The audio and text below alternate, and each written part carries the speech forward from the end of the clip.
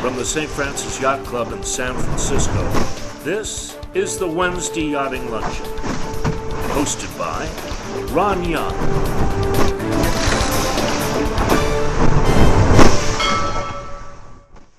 Welcome to the Wednesday Yachting Luncheon, live from the virtual grill room of the St. Francis Yacht Club. The evacuation of the U.S. Navy from San Francisco Bay in the 1990s was comprehensive. Not a single base remains. Robert Andersen is a visiting fellow from the U.S. Naval War College. He's also a fourth-generation San Franciscan, and he's an author of an upcoming book, The Tongue of the Ocean.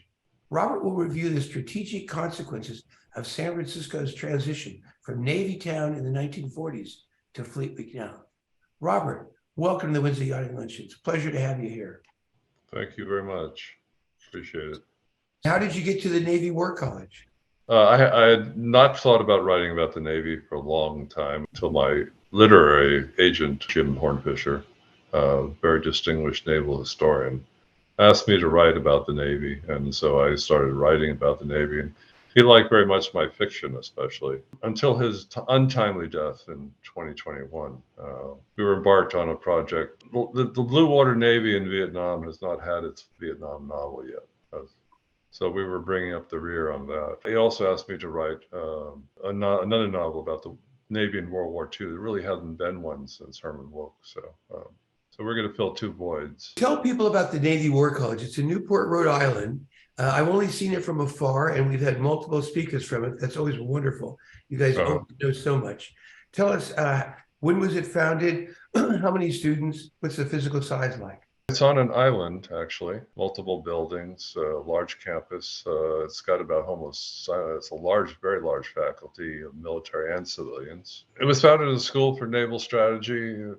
Captain Mahan was one of the early presidents of the college. It was very influential before World War II in establishing the naval strategy, especially in the Pacific. They ran war games here. Nimitz and King and Halsey, all those people came through the War College. It's a first-rate institution, and serious scholarship goes on here.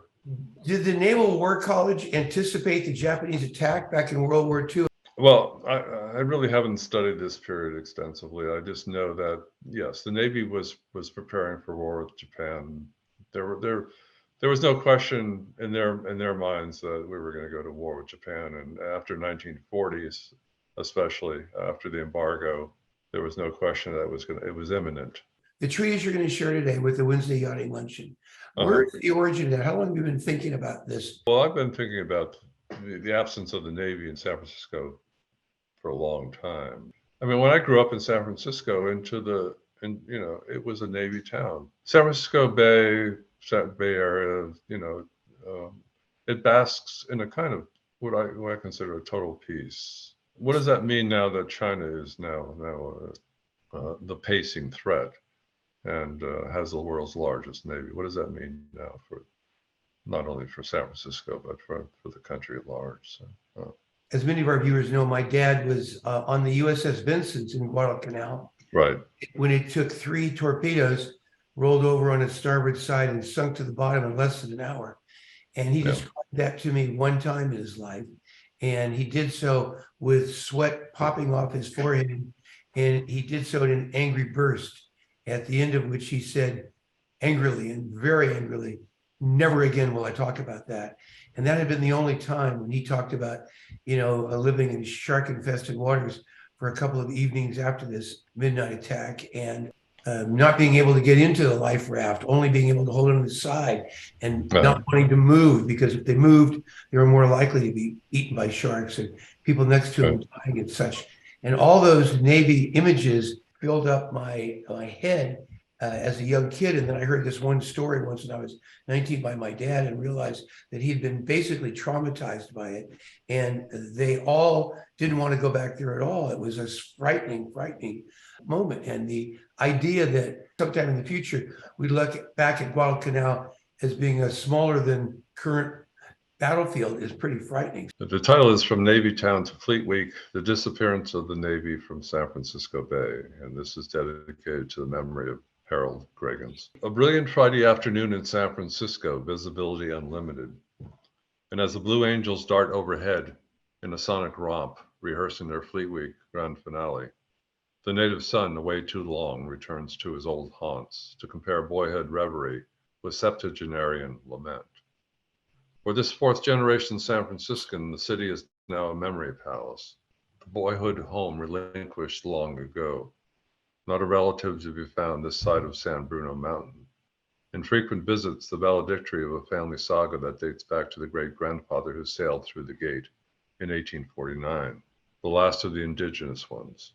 As I watch from the parking lot at Land's End, the Angels vault the Golden Gate Bridge. I am, split screen, 10 years old and romping through the thick Monterey cypress just below the USS San Francisco Memorial, eager to secure a cliffside vantage to witness the victory at Sea Fleet arrive in force. All those destroyers heralding the pass in review of the cruiser Helena and the carrier Essex. Blue jackets manning the rail on an overcast morning. There must be 30 ships lined up outside the gate. Thrilling sight. They will moor along the Embarcadero, Pier 45 near Fisherman's Wharf, all the way to Pier 50 at Mission Bay. 3 miles of gray ships pierside, including a couple of diesel submarines with their World War II Japanese tonnage still on prominent display. We will make the best of visiting hours racing from one ship to the next, transfixed by the majesty and might of the United States Navy, transported by the prospect of one day coming through the gate in triumphant procession as well. Fleet Week in 1955 and Fleet Week in 2017 tell us how far San Francisco and the U.S. Navy have come in the intervening decades. In 1955, San Francisco was a blue-collar paradise, a working port and manufacturing maze, still basking in the afterglow of World War II. The Bay Littoral, dominated by the Navy of Victory at Sea. All that salt water showcasing all those bases. Indeed, Fleet Week was a 21-gun salute to the other 51. When was it ever not Fleet Week? The Navy was ubiquitous on Market Street for Frisco Liberty, at Treasure Island for headquarters and training, at Mare Island and Punter's Point for ship repair,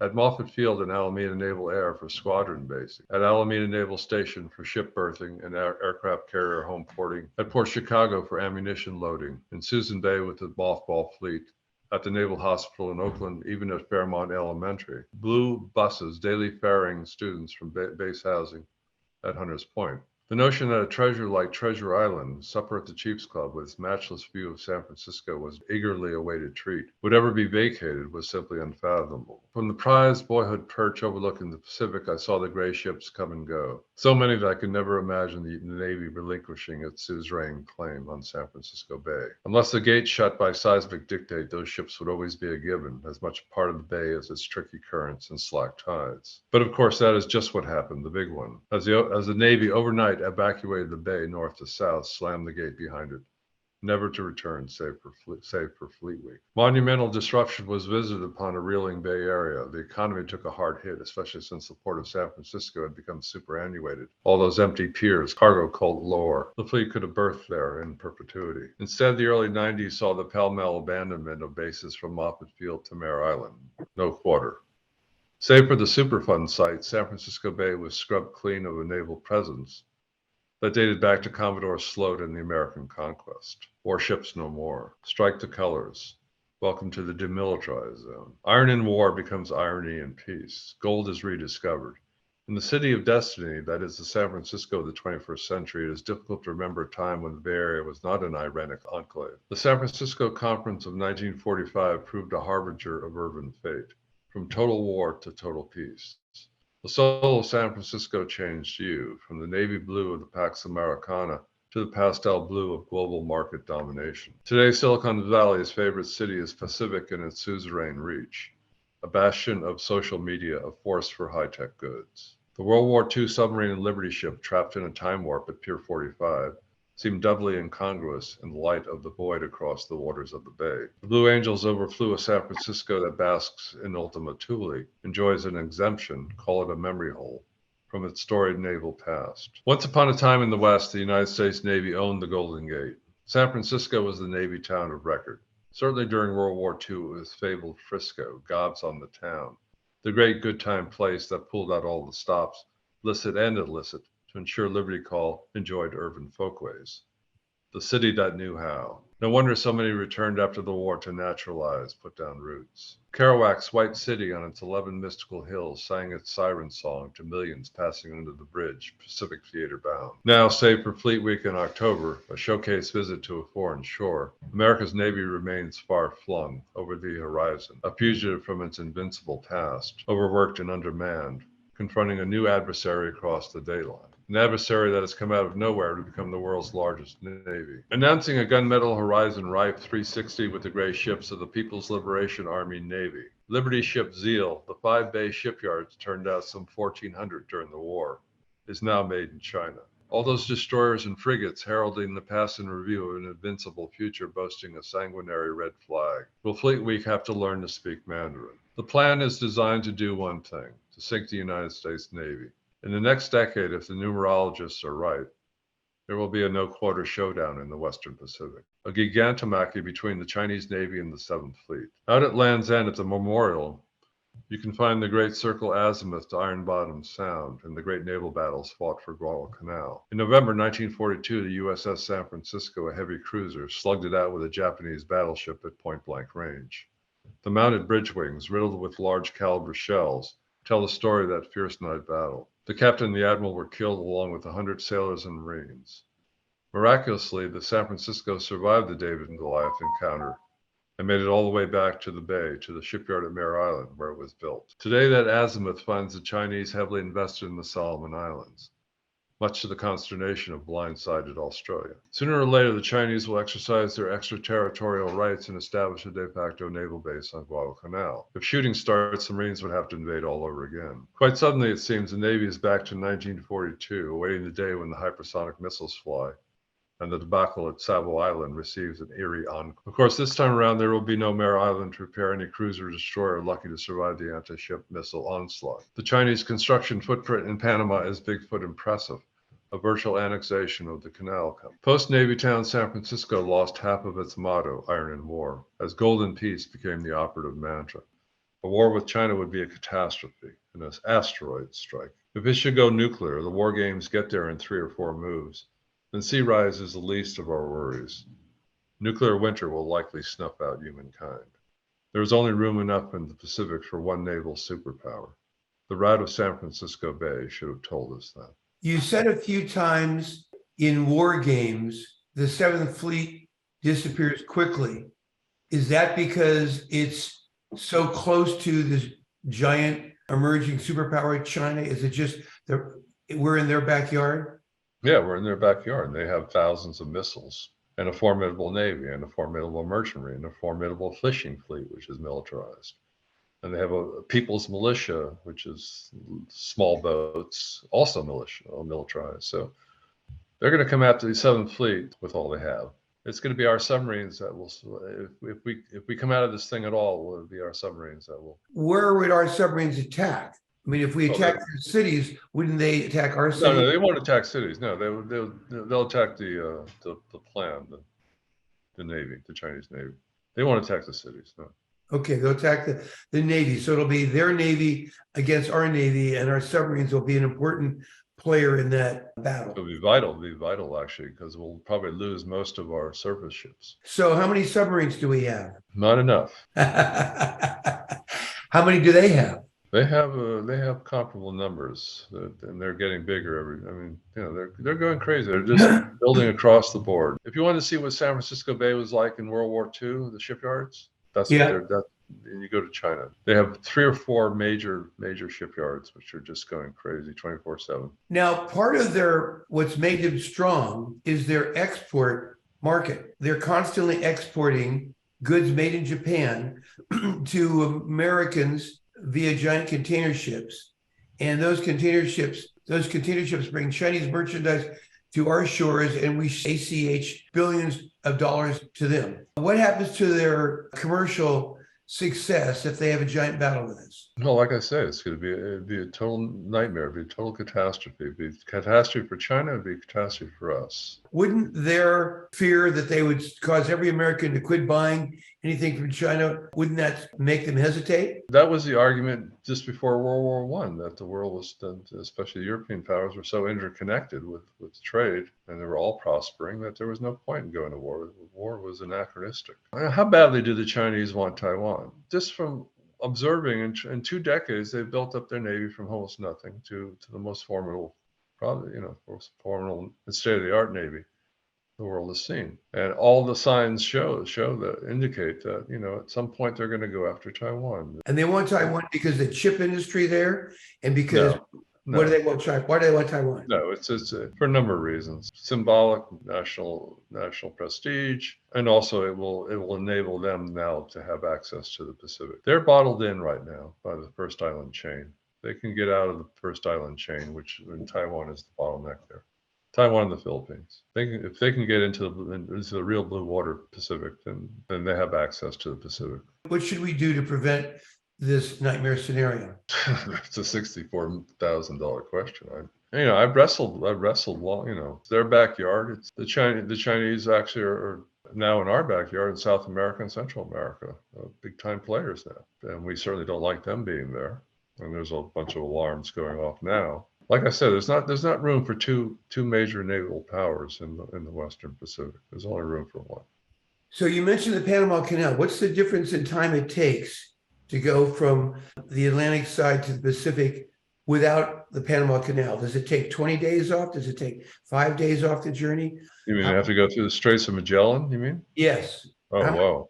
Whoa, Is that an extra 20 days? At least. But where are you going to go if they do try to shut down the canal? I mean, that's World War III stuff. Are there groups that are really familiar with the threat and how to defend against the threat? Well, the U.S. Navy is very aware of the threat. No question about it. The last 10 years, I mean, the alarm bells have gone off, and we're at the point where we're on sound the collision alarm. It's so yeah. I respect especially the scholars here at the Naval War College. There's a lot of excellent Chinese scholars here, Chinese Navy experts on the Chinese Navy. They follow the literature. They know the Chinese Navy inside out. So what are the downsides of giving Taiwan to them? I don't want to do it. Nobody wants to do it. But you got to talk about these issues. So first of all, big chip industry. When Intel moved there in the 70s and began in earnest manufacturing here since then, that's it's significant. Chips are no longer just in PCs, they're in coffee makers now. So Taiwan's got leading chip fabrication plants everywhere and leading research. But you saw Biden started a whole effort to onshore that chip technology. That's going to take us several years. What happens if they take Taiwan before we still have valuable technology? Well, I remember when the down in the peninsula that was the semiconductor chip manufacturing center of the world. I remember that. Why would the Chinese want to kill the golden goose? I mean, it doesn't. These chips that are manufactured in Taiwan go to China. It makes no sense to me. The best of both worlds, they can pretend at some juncture, at some indefinite point in the future that Taiwan will become part of China. But essentially, it is economically, it is part of China right now. You're saying Chinese attack would be a lose-lose. You're saying they lose their customers, and they'd also lose technology which they import for their own domestic. We have no idea what a Chinese attack would mean. If they go after American bases in Guam and Japan, the war games start out as a naval war and they get to nuclear very quickly. But measures could be taken to prevent this inevitable war. Like I said, we need to reconvene the San Francisco Conference. We need to reestablish the rules of the road for the 21st century. It was a great human achievement for the UN to meet in 1945 and to found itself. And, it's corrupt in whatever, it still is the only organization that is capable of resolving this. The world cannot afford World War III, period. Zero. We have enough on our plate with global warming, ecological hazards, environmental disasters, the whole list. We do not need to go to war. So you've said war is more likely than not. And you said that we need to reconvene a new UN conference in San Francisco like that in 1945. Robert, thanks for sharing your scholarship with us. Thanks for sharing your prose. It's a scary subject, but then again, you have to face scary subjects. Thanks so much for being our guest on the Wednesday Yachting Luncheon. Thank you very much.